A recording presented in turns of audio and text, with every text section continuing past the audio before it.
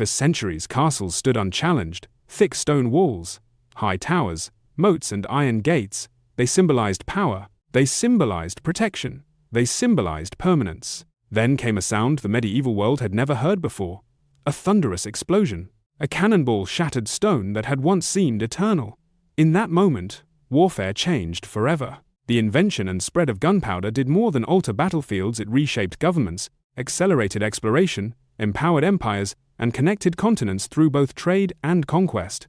This was not just a military evolution, it was a global transformation. From the Ottoman cannons that breached Constantinople, to European naval powers crossing oceans, to the rise of centralized nation-states funded by firearms and artillery, the gunpowder age ended the medieval world and began the modern one. Gunpowder was first developed in China during the Tang dynasty, 9th century CE, initially for medicinal and ceremonial purposes. By the Song dynasty, military applications emerged: fire lances, primitive bombs, and early rockets. Through trade routes and Mongol expansion, gunpowder technology spread westward. By the 14th century, cannons appeared in Europe and the Islamic world. The impact was gradual but decisive. In 1453, the Ottoman Empire under Sultan Mehmed II used massive cannons to breach the walls of Constantinople. The fall of the Byzantine capital marked the end of an era. Fortifications that once guaranteed security were now vulnerable. Castles gave way to star forts, lower, thicker, angled walls designed to absorb artillery fire. Military architecture evolved in response to technology. War had entered the age of chemistry and physics. At sea, gunpowder changed naval warfare. Ships were no longer just transport vessels for soldiers, they became floating artillery platforms.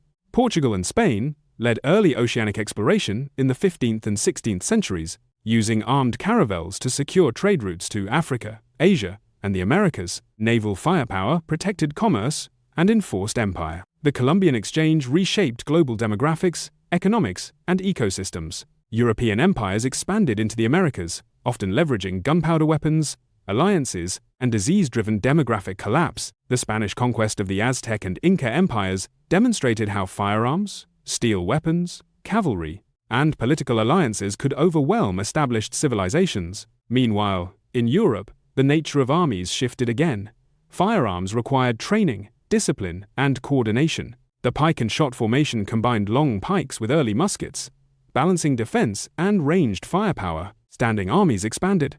States centralized authority to fund increasingly expensive wars.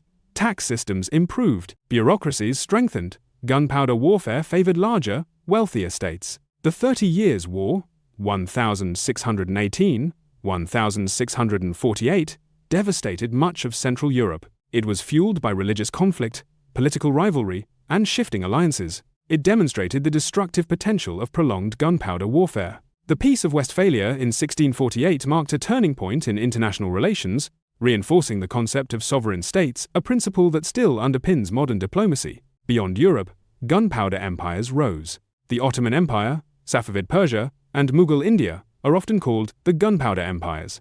They used firearms and artillery to consolidate vast territories across the Middle East and South Asia. In East Asia, Japan experienced the Sengoku period, a century of internal warfare where firearms introduced by Portuguese traders reshaped samurai combat. The Battle of Nagashino, 1575, demonstrated the effectiveness of organized musket volleys against cavalry charges. Gunpowder reduced the dominance of traditional warrior elites. Technology democratized lethality. By the 18th century, warfare became increasingly global. Colonial rivalries between Britain, France, Spain, and the Netherlands extended conflict to North America, the Caribbean, Africa, and India. The 7 Years' War, 1756–1763, is often called the First World War because fighting occurred across multiple continents. War was no longer regional, it was planetary. Military drill, standardized uniforms, improved logistics, and disciplined volleys defined this era. Armies became national institutions. Then came revolution. The American Revolution, 1775–1783, and the French Revolution, 1789, transformed warfare yet again. Mass conscription, citizen armies, and nationalist motivation redefined military scale. The Napoleonic Wars, 1803–1815, demonstrated the power of mass mobilization combined with strategic brilliance. Industrialization was approaching. The next transformation would be even greater.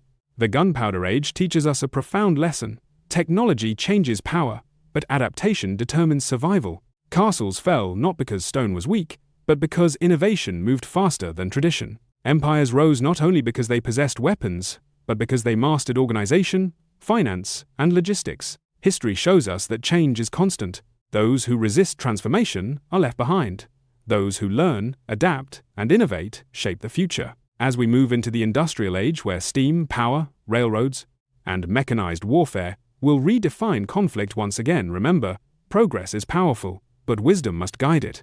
Because the tools we create eventually reshape the world we live in.